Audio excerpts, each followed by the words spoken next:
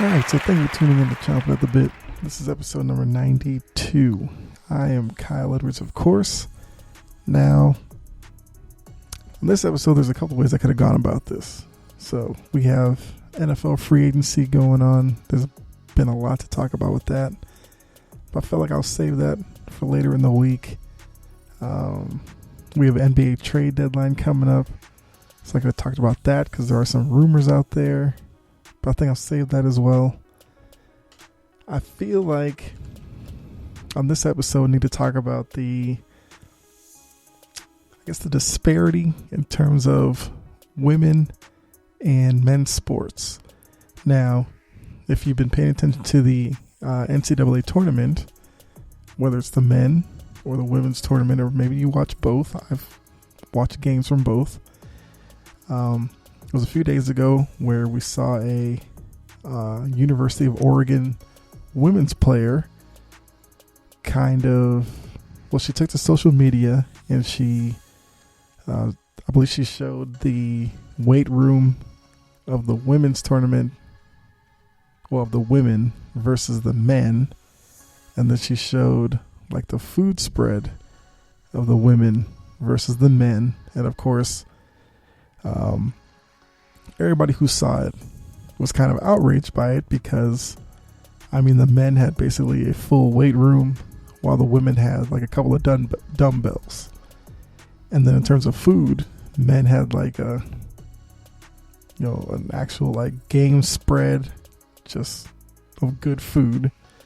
And as some people commented, the women's spread looked like prison food. It didn't just stop there because the swag that the men received was much better and more than what the women were getting. So seeing all that made me think about all of the disparity between men and women's sports that's kind of been an issue for a little bit. And we saw some like high profile cases of it with like the U.S. women's national team, looking to get more pay, all that kind of stuff compared to the men's team. We've seen, WNBA continue to fight to get kind of the respect as the NBA. If you look at like Title IX college sports, there's always a fight for attention between the men's sport and women's sports. So I feel like the Oregon players showing that video kind of brought back a lot of that, brought back up that discussion that some people can kind of think progressively and really see where the women are coming from. Then you have some instances where, I guess kind of like with Shaq, because I will talk about that, where Shaq and Candace Parker had an exchange on, was it Inside the NBA, because, Kenny and Charles are off doing college basketball. They brought in Candace Parker and Dwayne Wade mainly. And there was an episode, I believe it was last Thursday, where they were talking about the women's tournament and all that kind of stuff, where Shaq kind of brought up the opinion that some other former NBA players have brought up, that if the women lower the rim, it would increase dunking, which to a lot of the men feel like that would increase viewership. Now, naturally, Candace Parker wasn't a fan of that because I understand where Shaq and them are coming from, because for the men's game, the dunk became an attraction point for a lot of viewers at home and in the arenas. So they figure that'd be the easiest thing for the women to do. But then again, you got to think about it. The percentage of players in the WNBA who can dunk versus the NBA, it's a vastly different number. So then it's going to be, well, how far do you really lower the rim to get to a point where dunking becomes a regular thing? Because, yeah, I mean, it's at 10 feet now. I believe I heard someone say like 9 feet or 9.5 feet. I mean, you bring it down to 9.5 feet, you'll get what, like Brittany Griner dunking. I mean, she can dunk on 10 feet already. So she'll be dunking. Candace Parker has dunked on 10 feet before. I guess like Breonna Stewart. So there's Elizabeth Cambage, players like that. But I do wonder, would that even be enough to, I guess, get the results that some of the men and former NBA players think we'll have? And I kind of believe that it wouldn't do as much as they think it would.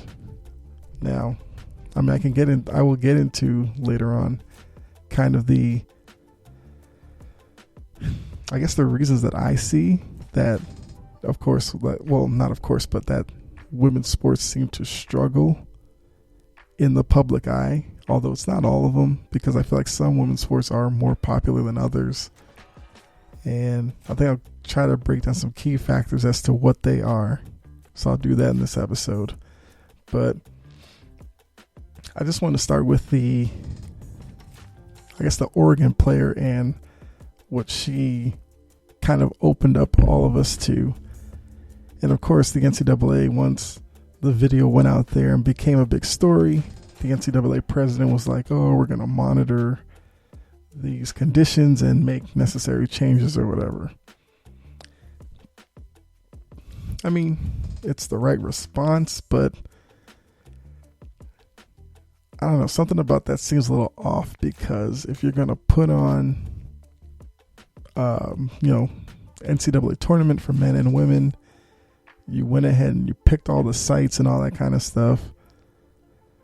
Wouldn't you, now speaking to the NCAA president, of course, wouldn't he have gone ahead and checked out these arrangements before? And if he, would have seen what she showed us before, wouldn't you think he would have fixed that problem before it became an issue? And that's kind of the part that's lost on me. Now, I don't know how that works. I don't know the inner workings of putting on, the men's and the women's tournament. I know there's a lot of work behind it.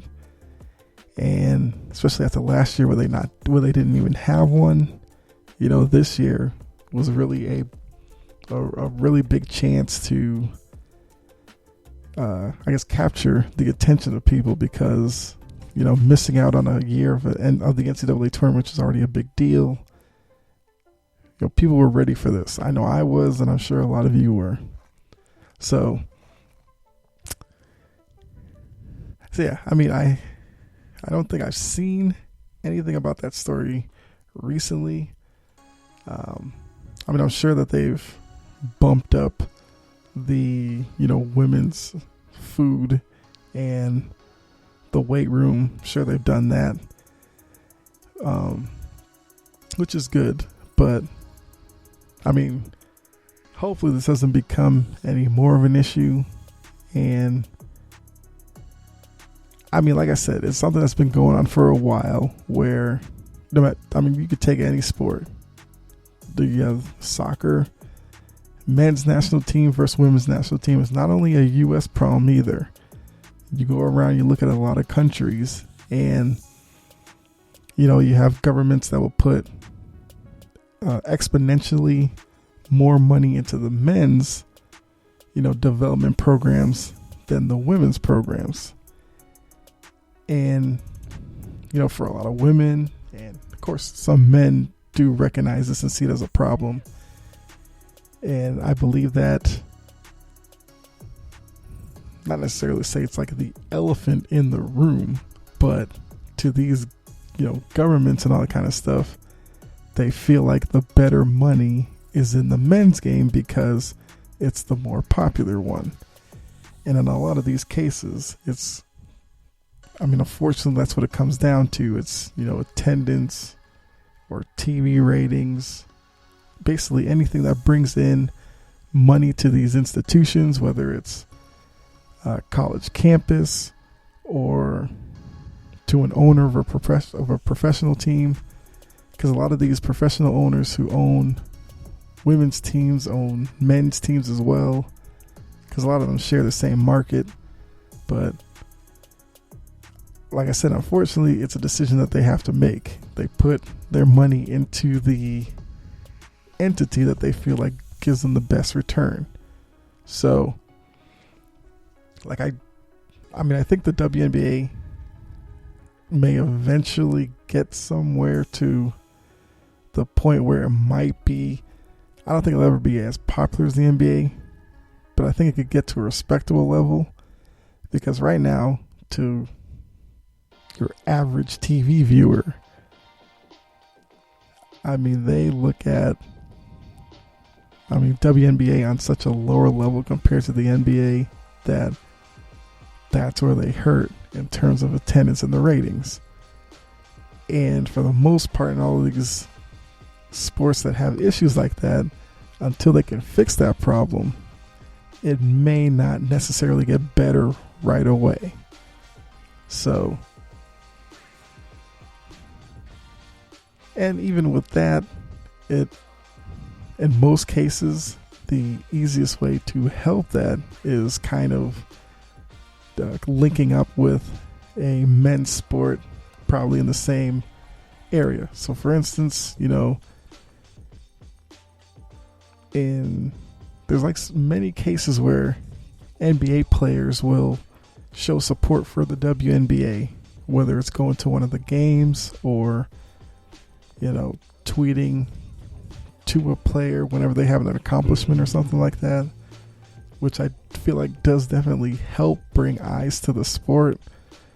But I do believe a little more can be done. And one thing that kind of hurts in this case is, to the average viewer, there's more recognizable names on the men's side of these sports than the women's side. I'm sure for most of you listening to this, if I were to tell you to, name 10 WNBA players right now, how many of you would struggle to do it? Take a couple of seconds and try to think about that. But if I told you to name 10 NBA players, you could rattle them off in no time, because there's obvious ones you would pick. LeBron, AD, Damian Lillard, Steph Curry, Klay Thompson. Even if you went to obscure ones, you could go like Zach LaVine, Aaron Gordon, Kyle Lowry, Julius Randle. Just keep going. Like I said, WNBA, most of you might name Maya Moore, Diana Taurasi. Some of you may get stuck right there. Others would, keep going. Sue Bird, Candice Dupree, like I said, Elizabeth Cambage, Brittany Griner, and on and on. So, I do think that's one issue in terms of WNBA that they face. Even looking at college sports. If I said, so I'm sure on average, more people wouldn't be able to name men's teams in the men's tournament over women's teams in the women's tournament. And then secondary to that, every year tournament comes around, ESPN, they showed the little number on it, but it's like the Wednesday night before the opening round of the tournament. You'll see how many brackets have been submitted on their website. The men's number is always around, I don't even know how many were filled out this year, but it's always up in the millions and tens of millions, probably hundreds of millions. I don't know about hundreds of millions, maybe like tens of millions, I guess. I'm sure if they showed the same number for the women's side, it wouldn't be the same. So there's another instance where, that's kind of led to the lessened anticipation for the women's side of the game. And then, of course, we have to get into the style of both games where, men's game is built on, so stereotypically, you talk about NBA, it's athleticism, speed, the dunking, the loud blocks, the trash talk, that kind of stuff. Whereas stereotypically, you look at women's game, what do they say? Fundamental, and that's about it. Not saying that's what it is necessarily, but to the average person, they'll think, they'll be real technical with the bounce pass and all this kind of stuff, but they still prefer the men's game because it's more athletic and faster. Now, for me, I will check out both, the men's game and the women's game. I will say that to me, over the past, I guess, a few years, you have seen kind of a little shift in the women's game where you're getting kind of more. I feel like you're starting to see players be influenced by some of the men's game where, a lot of, you're starting to see guards come into the women's game that have a little flair to their game and, will try crossovers and that kind of stuff, which I think would help in the long run. And it's going to be, to be honest, it's going to be a long, hard road for the WNBA to gain the same kind of, same level as the NBA. They'll probably never reach the NBA's level, but could they reach the G League level? I don't see why they couldn't. And that'd be no disrespect to the G League or the women's game. If you turn on a G League game, yes, the crowd isn't as big as an NBA game, but there is a reason to watch because you're looking to see future stars who could be in the NBA one day. Whereas when it comes to the women's game in college, the only colleges that people really would care about are UConn. I guess we would say Tennessee, Stanford, Notre Dame, Baylor. Those have been recently, and even South Carolina now. That's kind of it in terms of college. Whereas in the pro game, there's several schools that people look at, whether you hate them or you love them. Duke, Michigan, Michigan State, Georgetown, UCLA, Texas,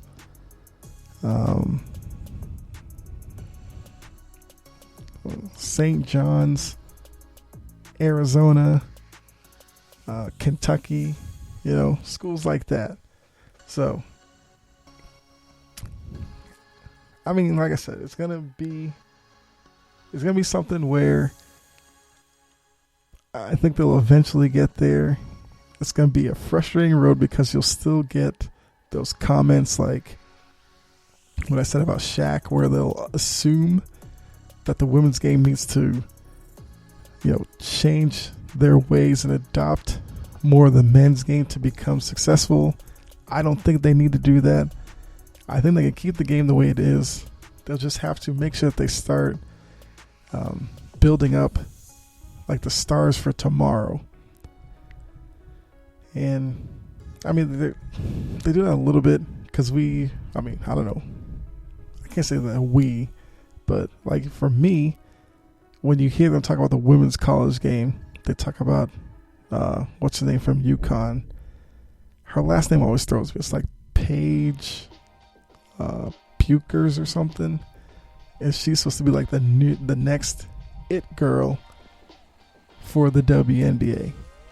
But I feel like they need to point out some others. I mean, there's a couple of others that they talk about, but I think that'd be one way to get started, is really pushing these, top level college players, so that by the time they're ready for the WNBA, maybe viewers have built up kind of a fan base towards them and want to keep following their career on the next level.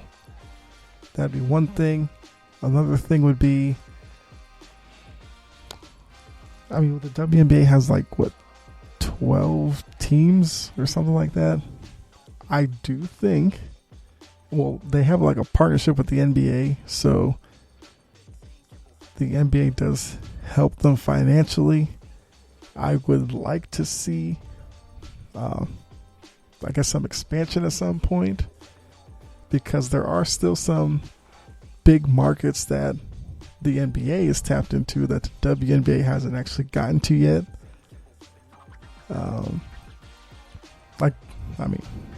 Since I'm from Boston, I would say Boston.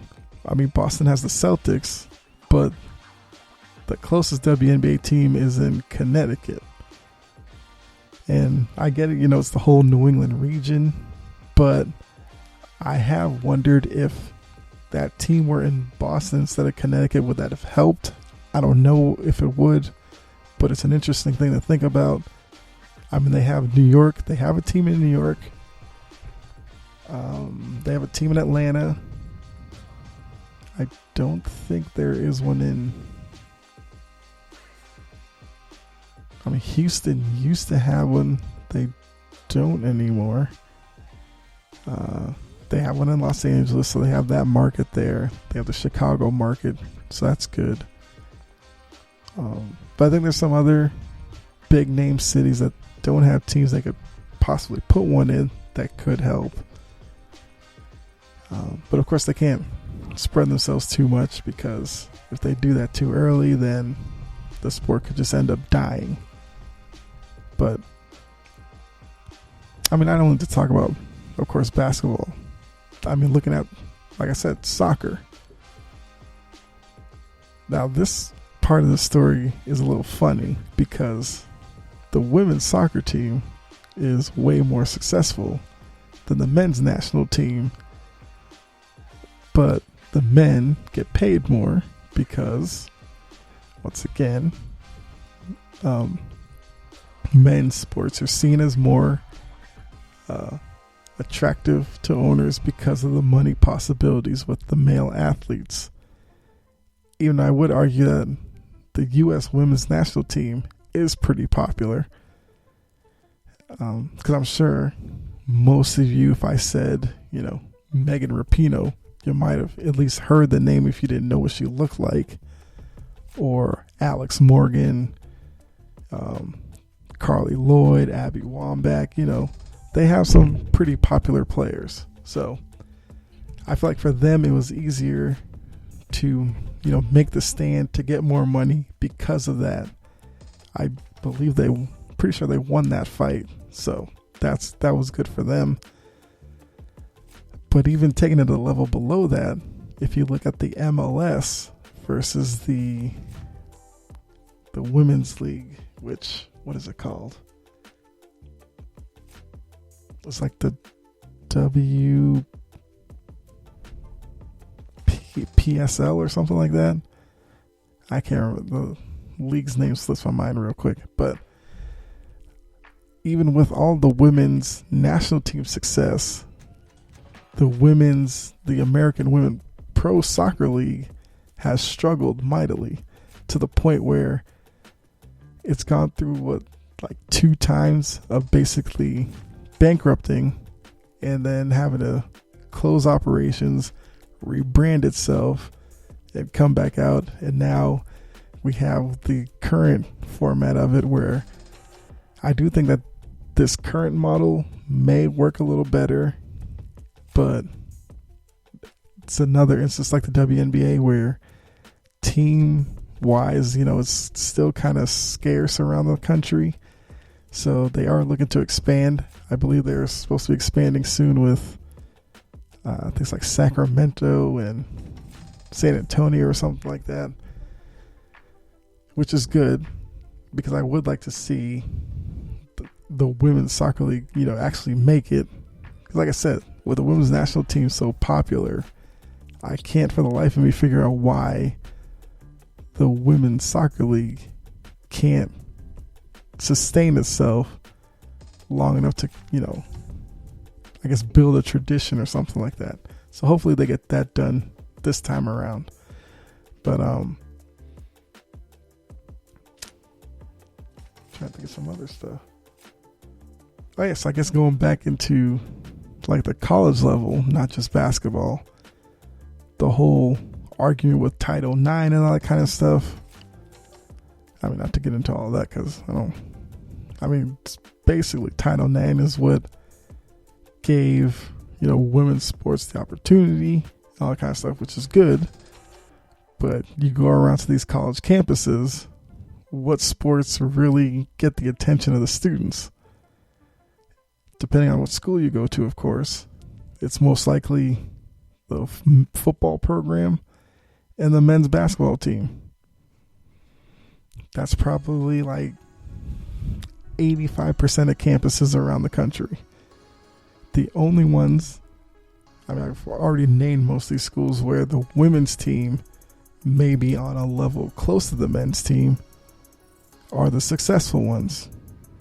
UConn, Tennessee, blah, blah, blah, going down the line. Or if you're maybe at a small school and your men's team hasn't been that popular, hasn't been that successful, and maybe the women's team's been more successful, maybe schools like that are fine. But for the big name schools, your Alabamas or Clemsons and all that kind of stuff, at a lot of those schools, the biggest fight is between men's basketball and men's football, because depending on the school, some schools, football is the king of the school.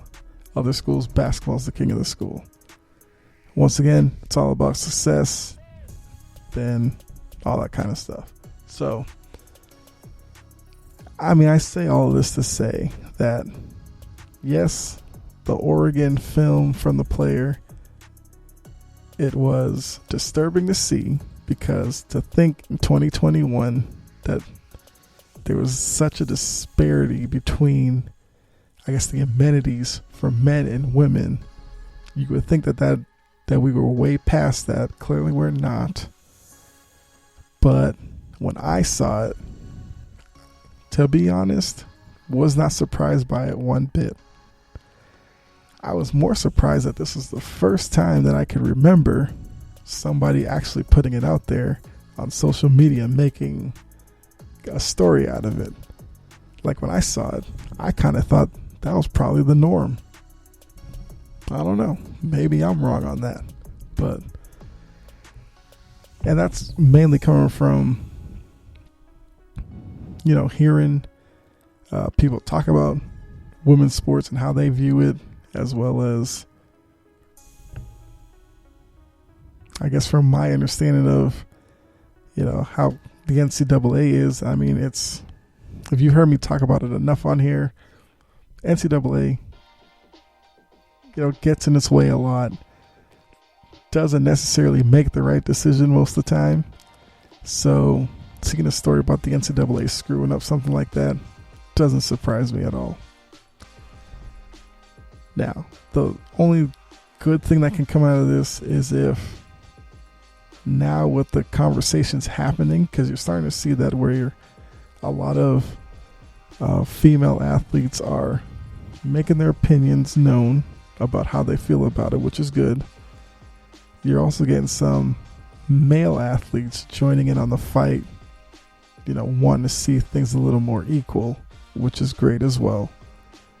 And if that support can continue, maybe, some of these leagues can develop partnerships with maybe the men's sport and work something out. I don't know. I don't run a team or a league, so I don't know the inner workings, but I feel like it's an issue that can be resolved pretty easily. And it's a simple thing. Just take it across the board, make the accommodations equal for both of them, and just go from there. So hopefully you understood where I was coming from with all the ramblings. It's still kind of a like I said, 2021 still an issue. I feel like we should have been past this a while ago, but hey, not all change is quick. Some change is slow evolving, but eventually we'll get there. So for right now, like I said, it was sad to see, but now the discussions are open. Now we can start to see hopefully some change come about. But I guess that's enough rambling from me on that subject. So I guess I'll go ahead and wrap this episode up. But thank you for tuning in. Hopefully you enjoyed this episode. It was a little different. Because, of course I normally do sports stories, and this is actually a pretty big sports story, so I felt like I needed to talk about it. Don't want to wait too long before I addressed it and then I forgot about it. Because like I said earlier in the episode, there are some other things I want to get to as well. So I guess just setting you up for the next few episodes. We have the NBA draft. Good Lord, not the NBA draft. The NBA trade deadline coming up, which is actually on Thursday. So, and I do hope it's a busy trade deadline, because I feel like with the extra playoff teams, there's so many teams still in contention for at least a playoff spot that hopefully teams try to become buyers and add to their team to help their position. What I fear is that so many teams will think they're in it, they won't be willing to give up anything, and we end up with a quiet trade deadline, which would be boring because I wouldn't have much to say about it. But it's neither here nor there. We'll still talk about it either way. It'll either be me talking about how teams missing opportunities on adding to their team, or if trades go down, we'll be evaluating it. So we'll talk about it either way. We also have NFL free agency, which I haven't talked about yet, so I will do that. Been a lot of movement. When I first thought about talking about it, it was mainly because the Patriots had done so much, but I decided to wait, and now we've seen other teams do some stuff. We're seeing some players popping up, whether they can talk themselves out of town or not. And we'll have to see about that. Also to talk about Deshaun Watson, which, that story is getting crazier and crazier every day as more and more women are coming forth and making allegations towards him. So we'll have to talk about that as well. That's a surprising one for me. I gotta be honest. Deshaun Watson's a guy who I've actually enjoyed watching, even though he doesn't play for the Patriots. But if any of you play fantasy football, I actually, past few years, have been used to drafting Deshaun Watson and kind of dealing with the highs and lows of his game. But like I said, because of that, he's a guy I've watched a lot. Plus, we share a birthday, so odd as that is, but yeah. So definitely talk about that. Have some thoughts on that. And as we start getting closer to the NFL draft, which is at the end of April, we are starting to see some guys put out some mock drafts. I'll talk about some of those as well, because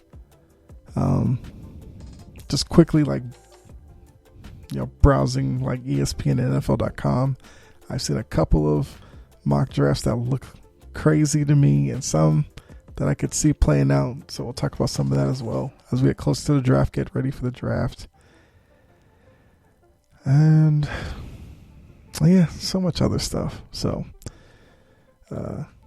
should definitely hit that subscribe button wherever you are listening to this. That way, whenever I drop episodes, you'll get notified. You can also follow the show on Twitter at Chompin' Podcast. And while you're there, after you follow, of course, you can go ahead, leave a message for me, and we can kind of interact that way, go back and forth. You can even leave a comment based off of this episode on how you feel about the whole, disparity between men and women's sports. Give me your opinion, and we could talk about it there. What else is there?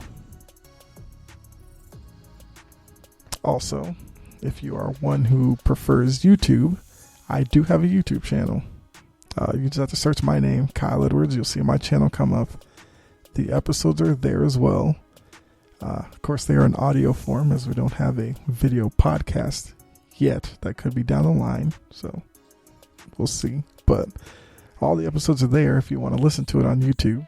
Knock yourself out there. Subscribe to the channel on there as well if you do go over there. So, but yeah, wherever, like I said, wherever you listen to podcasts, you can find me. Usually by searching, chomping at the bit. You find it anywhere unless you're on YouTube. Like I said, just search my name. Or SoundCloud, you can do it by searching Chomping at the Bit. But it's actually easier over there, I've noticed, if you search my name, and then they'll all come up that way. So, whatever your preference. So, yeah, so I'll leave you with, be safe out there. God bless. And I'll catch you in the next episode.